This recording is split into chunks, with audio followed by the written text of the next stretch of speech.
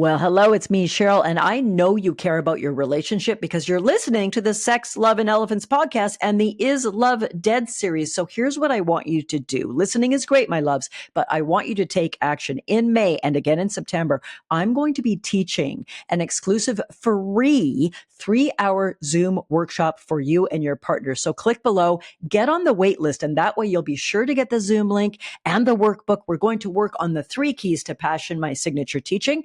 What's going well and what's not going well in your connection and communication, in your fun, the thrill, the dating, and in or out of the bedroom. Make sure you join the waitlist. And if you want to rate yourself right now on how you're doing on those 3 key areas of relationship, take my passion quiz. It takes under 10 minutes and it will show you where you're strong, where you're weak, and what you should start doing about it. Can't wait to work with you. I'll see you soon. Breaking news. Is long-term love dead? Divorce, affairs, boredom, and no passion. Couples are losing hope. My husband never romances me anymore. I'm so lonely. We used to have a great sex life. Now she always says she's too tired. Experts state 30 to 40% of couples never make love. Only 9% say they are still excited about their partner, and 90% say they have ugly arguments. I want to fix us, but I don't know how. I lay in bed at night thinking, is this it? This just in. Dr. Cheryl Fraser says passion can last a lifetime. It just needs a little help. Hi, I'm Dr. Cheryl, and it's true that it sure looks like long-term love is dead, but I'm here in this special podcast series to help you bring your dying relationship back to life. Let's get going right now. So at some point, you said, I do, either formally in a marriage ceremony or informally as common law, chosen long-term relationship partners, but how committed are you? Welcome to this episode of Sex, Love, and Elephants. Continuing our theme I'll be developing over the next few months on Is Long-Term Love Dead? ? Last episode, I spoke about the increase in affairs, the increase in divorce, the fact that younger generations, and we're going to be interviewing some of them on upcoming episodes, by the way, are really saying there's a lot of ambivalence about long-term commitment, about choosing one person, about going deep, maybe rather than broad, with more stimulation, more partners, instead of going really deep with one person. All models have value, but I am a champion for the rare power of long-term committed love. So today, let's dive into that. How committed are you? That may sound like a bit of an odd question to a lot of you listening. If you are married or in a long-term committed relationship, common law or whatever, it's all beautiful by me. I don't need a marriage certificate to know that I've chosen you and we've chosen to walk through life together. But commitment is a very thorny issue that we don't like to think about if we're reasonably happy in our relationship these days. Here's what I mean. We believe that if we get married or move in together or make a verbal commitment to be together for the long haul, we are committed. We believe if we buy a house, if we sign a mortgage, we are committed to this relationship. We believe when we make another human, when we bring children into this partnership, that we are committed. Now we're a family and we're more committed than ever, except the statistics and our own life experience as we look around, our community of friends, family, etc., are very, very clearly showing us that being committed, even legally married, is by far from a guarantee that we will stay together till death do us part. We might stay together till we feel like we want to kill each other and then break up. So let me caveat this, as I did last episode, with a really important statement. I have no religious, moral, legal, ethical, psychological, personal axe to grind at all. That means I'm anti-divorce. Not at all. Or anti-breakup. Often, a chosen, well thought out, fairly consciously evaluated decision to leave a long-term committed relationship, including a marriage, including a common law relationship where you assumed you'd be together forever, is a wise, compassionate, and brave and beautiful thing to do. On occasion, on what now? On occasion, I see a couple part with relative grace and relative fairness without the usual anger, bitterness, even hatred, screwing each other over financially, fighting about the kids without necessarily giving a deep vow to what is best for those children. So much ugliness is seen in divorce. And I find that one of the saddest things on the planet is that the person that we did love at some point, even if you try to rewrite history and convince yourself you never loved them at all, that is generally not true. You did love them. You did have hope, whether you were 20 or 55 or older. And when people divorce, it often usually goes to a lot of ugliness. Again, breaks my heart. But on occasion, I see people who divorce or split up or break up mindfully and with overall an appreciation for still caring about the other person, overall a deep appreciation of, if you have kids, we'll be co-parenting for the rest of our life. We'll be at our son's daughter's wedding one day. We'll be at the grandkids' christening or whatever. Commitment, commitment, commitment. Disabuse yourself of the notion of the fact that you're married, have a mortgage, and have kids, or whatever variety you got going on right now with the person you love, or at least used to love, or think you still love, or are bored with, or are wondering if you want to spend the rest of your life with.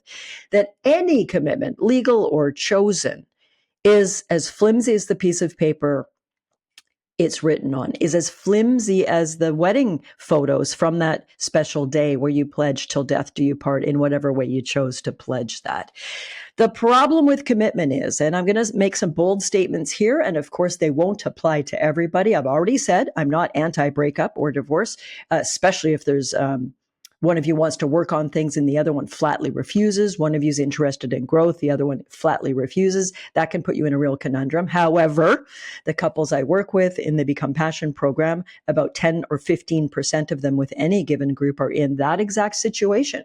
One of them refuses to participate in any couples therapy, says, I'm fine. It's all your problem. We've got nothing to work on.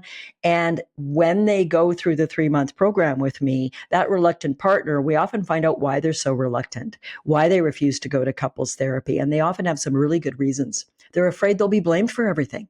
They're afraid no matter what they do, they cannot seem to meet their partner's ongoing needs. They feel like a failure. They feel betrayed. They feel like not good enough. So they're like, I'm not going to go to a couples therapist and sit across from them on a couch being told it's all me.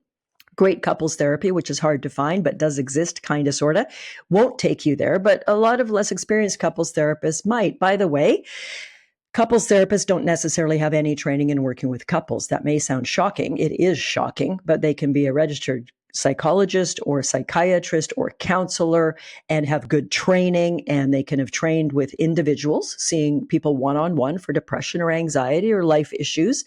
And then they could say, I also see couples, but they're not bloody trained in it. So if you do see couples therapy, do your research, interview that person on the phone, find out what models they use, what their training is, their specific training in couples therapy, because there's a hell of a good chance they're not trained specifically to work with couples, even if they're excellent at working with individuals. The other buyer beware is sex therapy. The majority of couples therapists have no training in sex therapy, and in fact, won't generally talk to you very much about your sex life. So if you're going to work with someone, pick someone who has the sort of training I do and some of my elite colleagues do, where we're very well trained in therapy and very well trained in sex therapy and very well trained in couples therapy. So that's what's coming to you today. If you're new to the show, just rest assured, I actually know what I'm talking about. And when I don't, I say so, and I seek guidance and training elsewhere. The Become Passion program, I'm only teaching once this year, and for the last time, where I'll be teaching part of it live, is called the Become Passion program. It's a 12-week immersion, fully online program where you get an incredible curriculum teaching you the 3 sides of the passion triangle.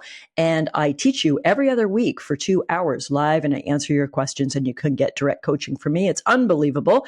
And if you'd like to hear about it when we open the doors, make sure you get on the wait list. You can click below where you're listening to this, or go to my website, drcherylfraser.com, and find the wait list and sign up for that. No obligation, but I will be offering some free workshops, one in May and one in September. This is 2025, and then we'll kick off the program in early October. And if you'd love to do a free workshop with me, hell, get on the wait list and we'll invite you.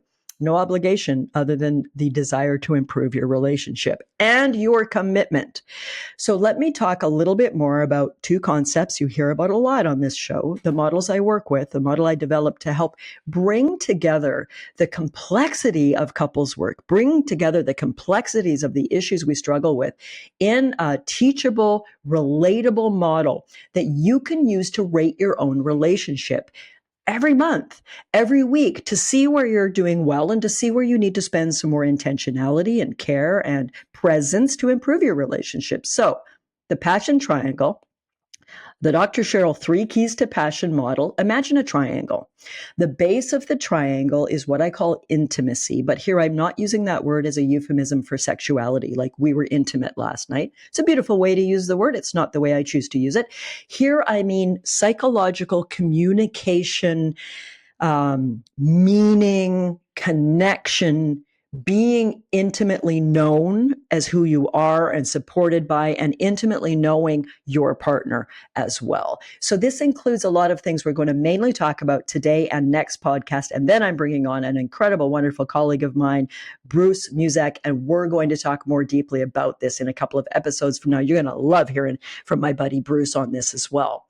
So intimacy includes things like, do you these days know what's going on in your partner's inner world? And by that, I mean, could you easily answer questions like, the thing my partner's most excited about these days in their work life is, the things my partner's most excited about these days or looking forward to in his or our or their or her personal world are. Maybe they're looking forward to the trip they have planned to go fishing, or they're looking forward to the camping trip the two of you are going on next week. Or maybe they're looking forward to going to see Bruce Springsteen, which I had the pleasure of going to see Bruce in concert a couple months ago. Do you know that? Are you up to date with your partner's inner world at work and at home in terms of what they're looking forward to? What's going well? What's lighting them up these days? And then on the tough side, do you know what their biggest worries and concerns are at work or in life these days? What is niggling at them? What are they frustrated by? What are they longing for? Do you know what's going on in your partner's heart and mind? Do they know what's going on in your heart and mind? That's a big part of this intimacy aspect, one of the three sides of the passion triangle, one of the three keys to great relationship, and one of the things that couples who have exceptional relationships, simply meaning they're rare. And I want you to think about in a moment people you know who are strong in all these three things, and it'll be really hard for you to think of more than one couple probably, which makes me super sad, but let's change that together. So intimacy includes those, the long, winding conversations, the honesty, the transparency, the depth, the breadth of who the two of you are. Are you your partner's best cheerleader? Are you your partner's one of their best friends? Do you support them in their hopes and dreams? Do you feel supported in your hopes and dreams by your partner? Are they a cheerleader for you? My guy is such a cheerleader for my hopes and dreams and schemes. When I met him 11, 12 years ago, I was just really beginning the journey to create the Become Passion program, the podcast, and everything I've now been doing for the last 10 years. And I had to work really, really hard to save money and borrow money in order to fund the website, in order to fund the recording of the Become Passion course, in order to hire an assistant, all of that on spec. No guarantee I'd make a penny. And he was like, go, baby, go. Your life mission is to help as many couples as you can to move from marriage incorporated, bored, roommates, not lovers. Maybe we like each other, love each other, but we're really just phoning it in. We're running our relationship like a business in that everything's getting done that needs to get done, but we're not having that spark, that intimacy, thrill, and sensuality. These are the three sides of the passion triangle I'm teaching you right now that we used to have. And so we question our commitment.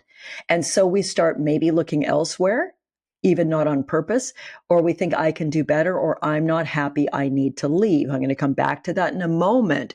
So intimacy builds the type of closeness and trust and understanding that we need to be able to have the deep and profound conversations when we are unhappy, when we are unfulfilled, when we are just phoning it in together as a couple. Now, intimacy isn't just about all that great stuff I just described, the knowing each other, the supporting each other's hopes and dreams, the being each other's confidant, cheerleader, best friend, etc. It's also the tough frickin' stuff.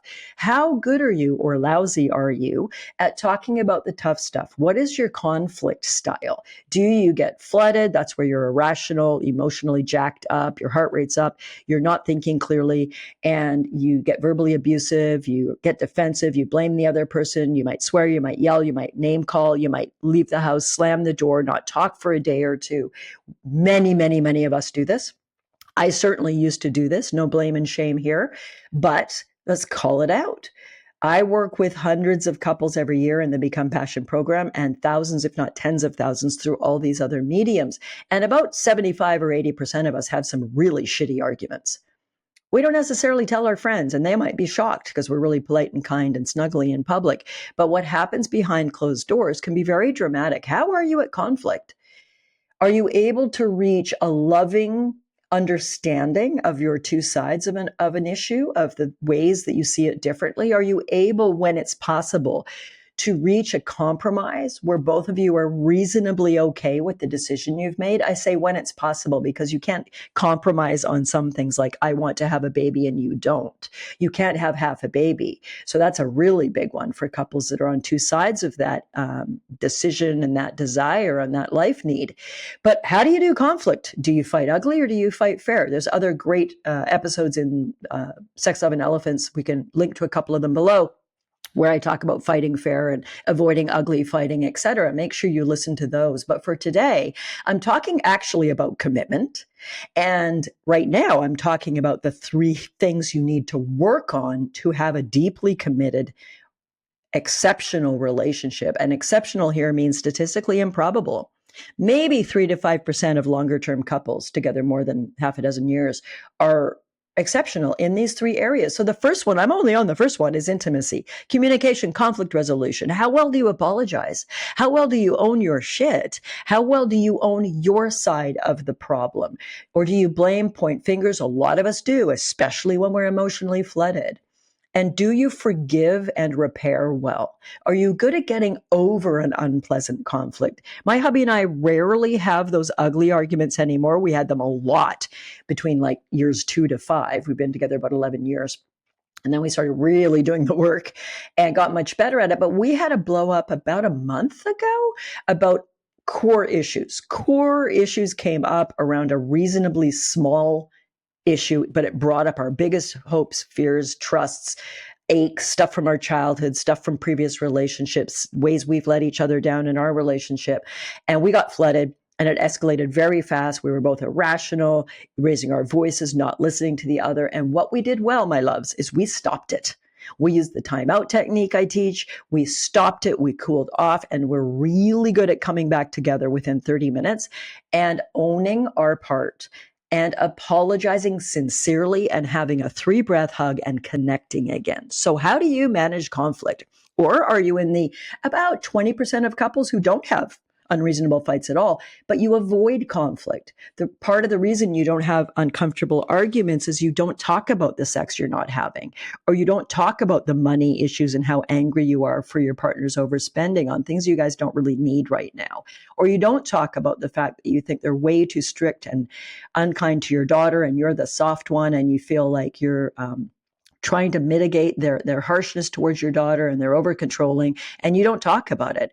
So all of that is the basis of your passion triangle, the 3 keys to great relationship, what I call intimacy. We can call it communication and connection. That works just as well. And again, I'll be talking with my friend Bruce about that in an episode that's coming up next month. And we're going to take a deep dive into this model together. The model of connected communication. Connect first and then talk about what's bothering you. So the second side of the passion triangle, the second thing that great couples learn to become good at, and it is very key to your ongoing commitment, is what I call thrill. And thrill's pretty easy to bring to mind because it's the stuff you miss about falling in love.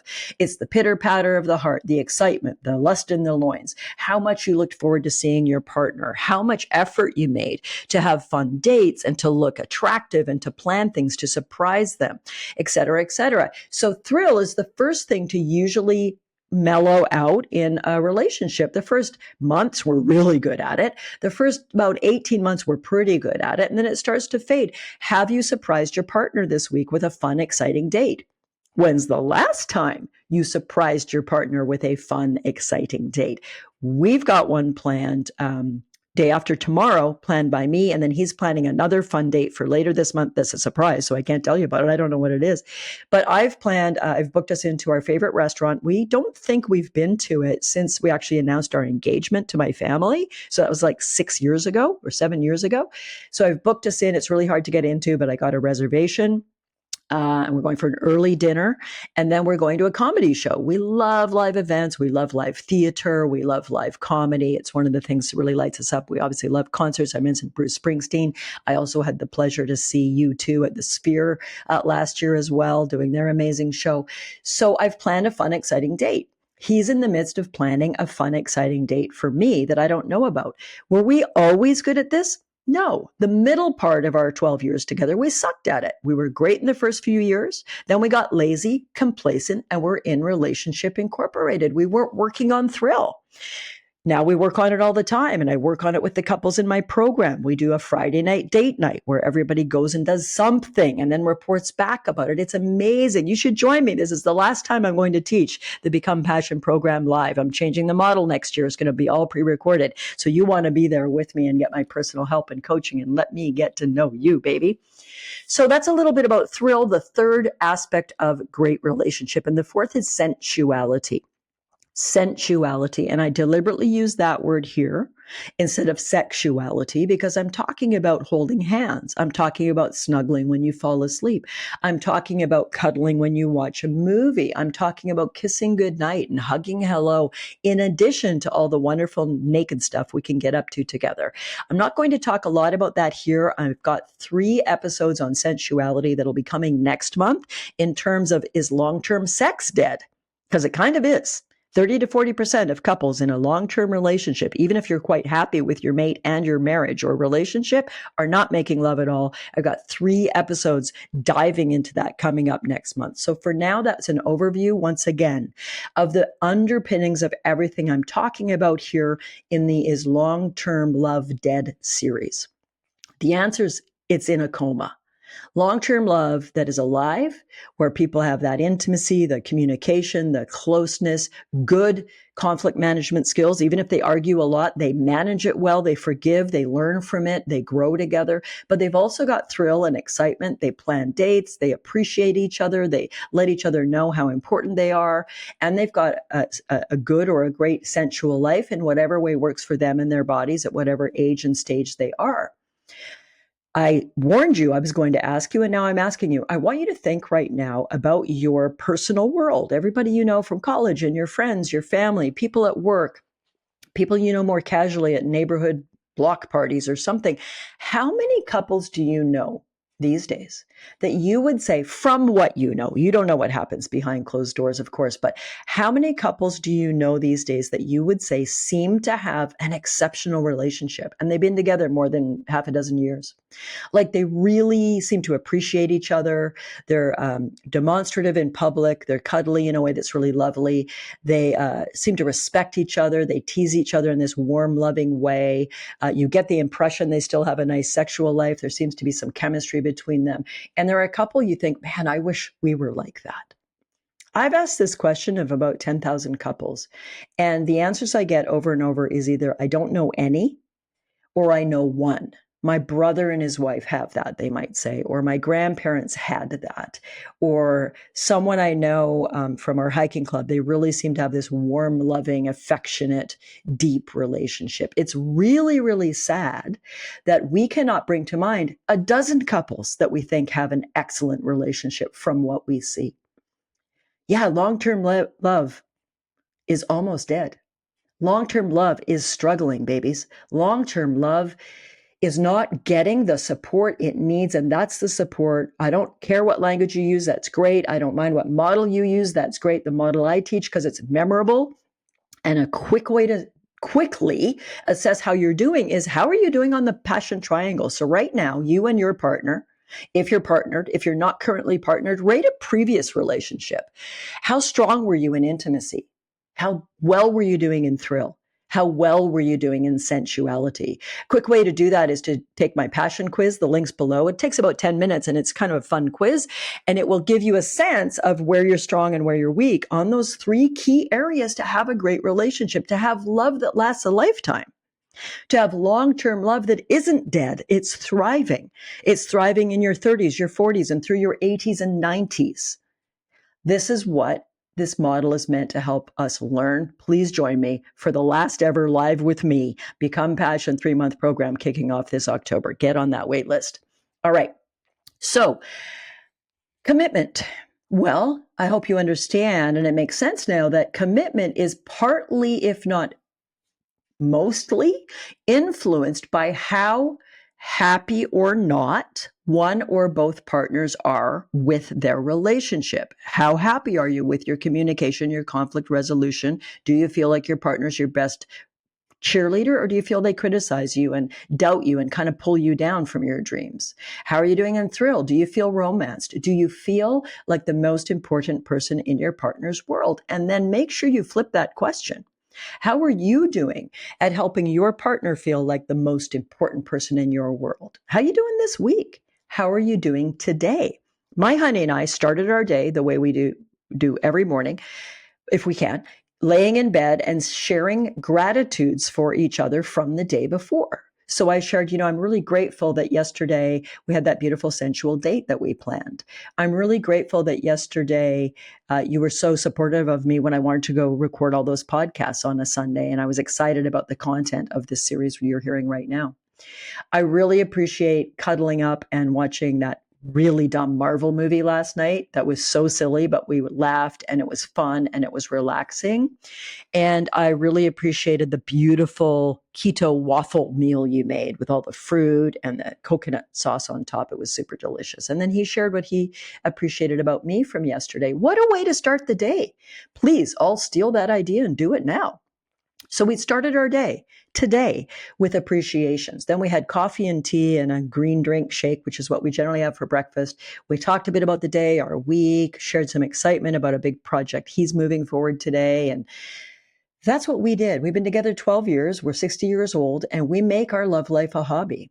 We make love intentional. We nourish our commitment by not just staying in Marriage Incorporated and just trundling along in a mediocre relationship with someone we love. You deserve better. Your partner deserves better. Damn it, you need to create the commitment you want. A flimsy piece of paper with a marriage license on it, a flimsy piece of paper with a mortgage signature on it, even your beautiful kids or grandkids are not going to keep you mentally together and mentally committed. It is a choice, people. Write this down. Love is a choice, and the choice is yours.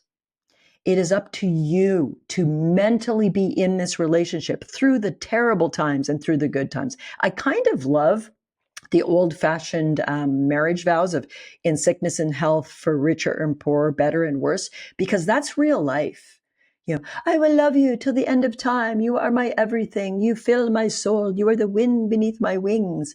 Those are great if you ground them in, and I'll be here for better or worse, richer and poorer, in sickness and in health, because that's real life. Who are you when the chips are down? Who are you when your father dies of a heart attack and you're devastated? Who is your partner for you through that? Who are you when one of you gets the scary cancer diagnosis and you're holding the bucket for them to vomit into and you're trying to clean the puke out of their hair? Who are you then? Who are you then? Who are you when they need you most and when your sacred choice is to show up and love? This is commitment. So let me be really clear. there are a lot of lovely people who stay in through sickness and health, through richer and poorer till death do they part. But they're in Marriage Incorporated, and the quality of the relationship is mediocre. They're trundling along in parallel lives, doing what they do, and hopefully they show up for the cancer diagnoses and the death of the parent pretty well. But how's their thrill? How's their sensuality? How's their deep communication? So here I'm going to redefine commitment. How dare I? I don't just mean sticking together till you die. Although that is, in a lot of ways, it can be a pretty noble act and better than a lot of us who are like, I'm bored, I'm upset, I'm out of here. Now, let me just say, I know all of us, including me that are divorced, didn't just go, I'm bored, I'm not happy, I'm out of here. My divorce was hard and painful. It was the right thing. It was when I was about 32 years old. We were only married about 2 years, but it was still super hard, especially for those people who divorce when their partner wants the divorce, but they don't, et cetera, et cetera. So the commitment I'm talking about is we commit for better and worse, richer and poorer in whatever way we do, within reason. There are caveats. And when we're miserable, or one of us is unhappy, or one of us has doubts, or one of us is thinking they might leave, or one of us has had an affair, we decide, let's see if we can look at our passion triangle. Let's see if we can improve what's lacking. And so much of it, so heartbreakingly, is we get complacent. We get lazy. We start making the kind of effort. We start doing the sorts of things that we did when we were dating. We stop seeing each other with fresh eyes. We get bored in our mind. And my loves, your partner is not boring. Your partner is still a fascinating human being, which is why when someone at work or at your kid's soccer game, one of the other parents or the coach meets your partner and finds them interesting and attractive, your partner might light up. And that's the most common iteration of an affair, an emotional or sexual affair, is someone finds us interesting and it lights us up. It hits our thrill buttons. It hits our buttons of feeling important and valued instead of taken for granted and criticized. I've sat with so many men and women, gay and straight, trans as well, on my couch who have engaged in an affair, who've been unfaithful to their partner, and they're just sobbing and they're saying, Cheryl, this is the last thing I ever thought I'd do. This isn't me. This isn't who I am, but I don't know how it happened. And invariably, when we unravel their journey to where they transgress their own commitment to something else, it was because someone found them interesting and exciting, and they were so hungry for it. They were so thirsty for it. It lit them up and it led them down a path they now deeply regret. Let's be very careful here, though. I'm not saying that it's the partner's fault because they didn't keep the partner who strayed happy. I'm saying it's both of you. How are you doing with investing time, energy, and love in your relationship? Are you tending to the 3 sides of great relationship? Communication and connection, thrill, dating, excitement, appreciation, and your sensual and sexual and erotic life. If not, that's why you're here. And this is Long-Term Love Dead. The topic I've tackled today is, how committed are you? And if you're committed because of the kids, if you're committed because of the marriage vows, those are okay to keep you in the relationship. But I want you to commit at a much deeper level.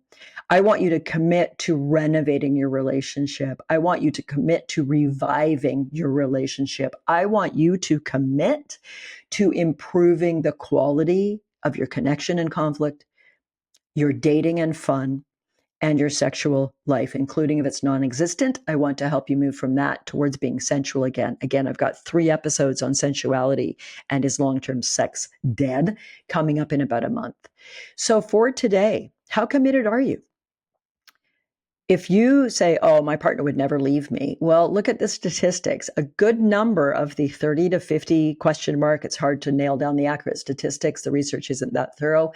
30 to 50% question mark of marriages that end in divorce, often both people never thought that would happen.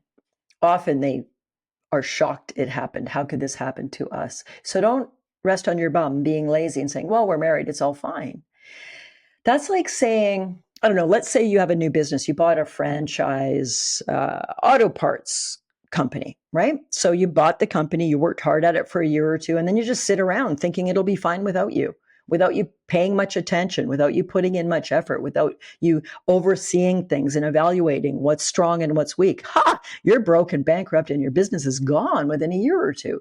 In a way, your relationship is like that, and I want you to treat it that way.